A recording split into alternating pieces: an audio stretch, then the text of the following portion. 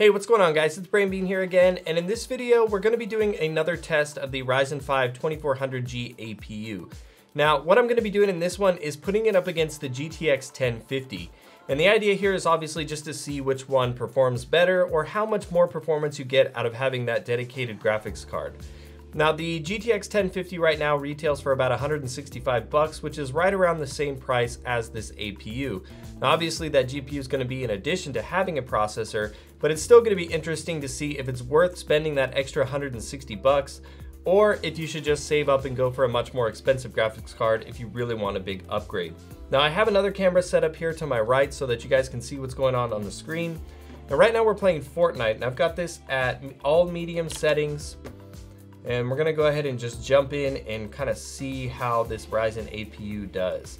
Now, if you guys saw my last video where we were benchmarking it, obviously the performance of this 2400G is pretty impressive for dedicated graphics on your processor. You know, it hasn't really been anything up until this point where you couldn't play on like Intel integrated graphics that have any kind of reasonable performance whatsoever. So right now, as you see, we're dropping in, got about 60 to 70 frames per second on medium settings. When you run inside the buildings, it tends to spike up a little bit into the 90s. Obviously, it doesn't have to render nearly as much stuff, so that's to be expected. But I'm gonna run around here a little bit until I get killed. I don't have any sound on, and I don't really play Fortnite anyway, so I don't expect to do super well. And then after this, I'm gonna boot up PUBG. We're gonna check that one out because it's a little more demanding, a little less optimized, and see how that runs, and then we will put it up against the GTX 1050 running the same tests. So as you can see, I mean, the gameplay is very smooth.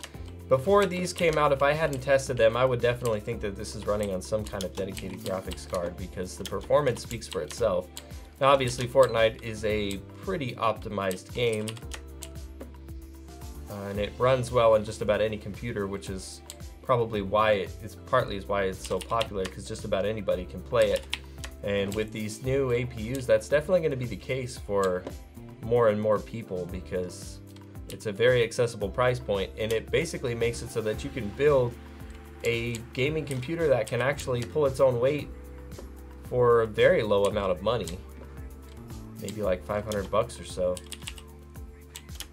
So just running around in here, nobody's killed me yet. So we'll run out and see if kind of rendering a little bit more of the world is gonna drop our frame rate a little bit, and then if I don't get killed, we'll just exit out the match and go straight into PUBG. So pretty good test there. I mean, that's about between 60 and 70 frames per second consistently on medium settings when playing Fortnite. And that's nothing to scoff at when you're paying $160 for a processor and a video card. So we're gonna boot up PUBG now. We're gonna take a look at how that one performs, and then we will swap it on over to the GTX 1050, and we'll see how that goes. All right, guys, so I've got PUBG booted up now. This is playing on the lowest settings, and we're running around the starting area right now, which is still loaded up in the main map, so it's just as good a test as if we were running around actually playing. And since I benchmarked this same exact test in the last video that I did for this, I'm gonna kind of spare you guys doing a long drawn out test for it. And we're just gonna kind of run around the map here, look at different things. And you can see we're hovering around mid 30s. Sometimes we get up into the 40 frames mark. So it's still fairly playable if you go by console standards of the standard 30 FPS. Obviously, when it comes to PC gaming, we want well over 60. But if you were someone that just wanted to get in and play, it would still be possible for you to do so. So we're gonna call this one about 40 frames per second, maybe 35 to 40. When you can see here in the plane, now that that's loaded up, we're getting about a little bit more, but that's because we're not rendering anything really on the ground. So we'll call it about 35 to 40 consistent frames per second. So let's go ahead and drop in that GTX 1050, and we will see if we get better results. All right, so I've got the GTX 1050 installed now, and one thing I think it's important to mention is that the 1050 has 2 gigs of dedicated DDR5, whereas the Ryzen 5 APU was using 2 gigs of VRAM. So not exactly the same thing, and it's obviously going to be advantageous to have its own dedicated RAM. But anyways, I've got Fortnite loaded up now, and as you guys can see up in the bus here, we're getting about 100 frames or so. Again, this is all on medium settings at 1080p, and as we're dropping down, frames are still staying fairly consistent, but obviously things are going to change a little bit as we get down onto the ground.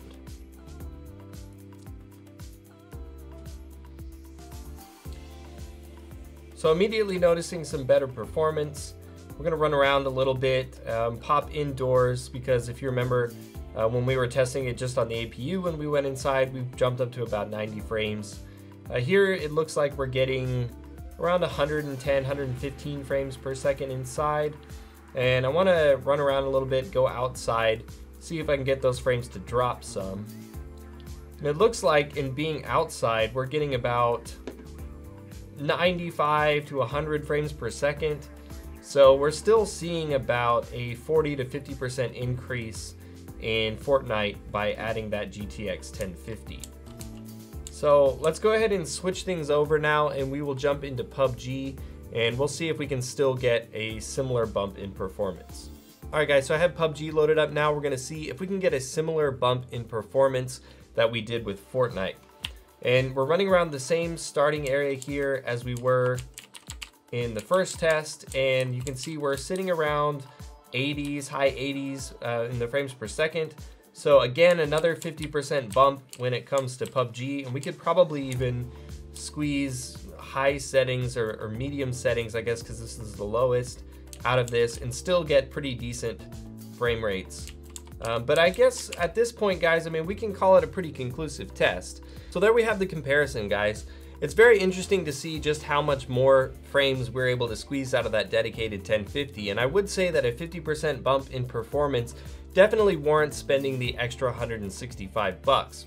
Some important things to note though in the testing is that just being able to have this kind of performance run off of a processor is cool because it frees up a lot of options for you, especially right now when GPUs are almost impossible to find, and when you can find them, they're way inflated in price. And so being able to get a good PC for like 500 bucks or so and get this processor in it is a pretty cool thing, because then you can go out and get a different GPU when you can find them or when you want to save up a little bit more money. But for the purposes of this test, I think we can conclude that even a more entry-level card like the 1050 does warrant the purchase, because you're going to get so much more performance out of it. And I was really a little bit surprised because I didn't quite expect to see such a big bump in performance just based on the testing that we got out of it the first time. So this was a pretty cool little test. So let me know what you guys think about some of these tests here, as this is something newer that we're trying out on the channel. And also let me know what you think about this video format, because I'm trying to change things around to get the best viewing experience for you guys when using the test bench. And the last video was the first time trying this out, and I don't think it turned out real well. So now I've got a second camera set up so that I can record what's going on the screen in real time, and then have this camera here so we can have the better lighting, better interaction, that sort of thing. So let me know in the comments down below what you guys think about this test. And of course, if you enjoyed this video, give it a like to show your support. If you're new here, I'd love to see you subscribe, because I've got a lot more videos like this and peripheral reviews and all that good stuff coming for you in the near future. You can also follow me on Twitter at BrainBeanGaming, but as always, thank you guys so much for watching, and I will see you in the next one.